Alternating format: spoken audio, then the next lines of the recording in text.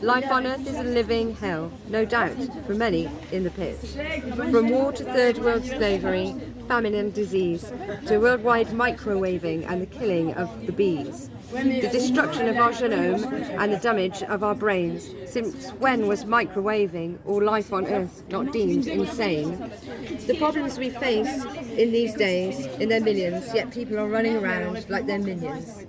Now we can have a conversation. Now can we have a conversation about the clouds in the sky and weather manipulation and hypothesize why? Let's have a chat about nanotechnology that appear to self-replicate inside our anatomy. Let's have a few words about enforced vaccinations or the crippling perils of the fifth generation. Let's talk about issues like chemical warfare and depleted uranium. You must know the score there. Let's talk about harp, and I don't mean harp music. Let's talk about smart tech and why to refuse it. Let's have a chat about artificial intelligence, or AI for short. Let's discuss what is relevant. Like robots in retail and driverless trucks, dehumanization of the nation for bucks. Let's talk about the epidemic of widespread disease, unknown to medics, from EMF frequencies. We're in the final hour. Information is the key. So let's talk cell phone towers, Wi-Fi and 5G. Let's talk about the fourth industrial revolution and ask why. But now we don't have all the solutions. Complex is the cocktail of industrial debris. Big up the sails, never mind if it's deadly. There is no denial or staring into the void. Of course, our environment is being destroyed. But carbon emissions being the root cause, hold on a minute, can we put that on pause? So many problems need complex solutions. So how is CO2 causing all the pollution? There are so many issues, we could all go around in circles, yet carbon emissions are the most controversial. Now, weren't we taught in school that CO2 is food for plants and that trees provide us oxygen, and we're in some kind of trance? Carbon and oxygen, a miracle molecule, feeding the foliage, it's just biological. They tell you the problems, then they offer solutions. They can tell you that carbon dioxide is pollution. And while the UK is making all this racket, you'd think we might have learnt something from France in their yellow jackets. They've taken to the streets to lift the carbon tax. The fiery French are futile while we're missing the facts. Pleading to our government to charge a small tax because state-funded scientists dished out pseudo-facts. Did they think we're incapable of having our own voice? They think we're so backwards. They give us mono-choice. Let's talk about IPCC report and the threat of extinction. Let's give that a thought before we reach a conviction. The mathematical construct that never came true. Blatant misconduct known by the few. No disrespect intended, I wouldn't want to offend you, but United Nations scientists have their own agenda. Let there be no confusion, let's be totally clear, this isn't an attack on environmentalists here. How else can I say it with love to each soul? This isn't about ecology, it's about having control. Psychological operations to confuse you, good and proper, controlling the nations through divide and conquer. You see, the enemy know that people are frustrated, so they're harnessing that energy to have us castrated. Let's talk about the Club of Rome. Trying to frighten. We should pick a common fear to unite them. They tell us what we should be fearing. Yes, Your Highness, this is social engineering at its finest. Well-intended people fall into the trap, know not what they're asking for, bullshitted by the sap. So they rounded up the rebels to fight for their mission. I tell you on the level, it's called controlled opposition.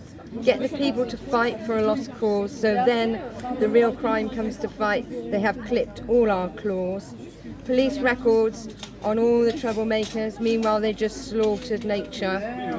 Because while they block the roads in London, they're chopping down the trees in your local area, exclusive for 5G. It's time to wake up, Truman. We're about to be taken over by the transhumans.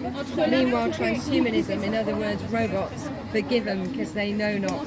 You see 5G required for driverless cars and AI is required for barmaid-free bars. They want us living in a world with indifference, where what we deem as reality is somewhere in the distance, where we are literally living in a virtual reality, where we won't know the truth from the fallacy, where we're giving our homes and our rights away. Their control us with robots and take all our cars till we no longer know who we are.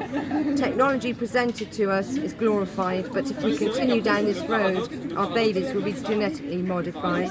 Agenda 21 is now Agenda 2030. They have us under their thumb by playing dirty. Sooner or later there'll be no more plane travel and no personal cars, then we'll be in trouble.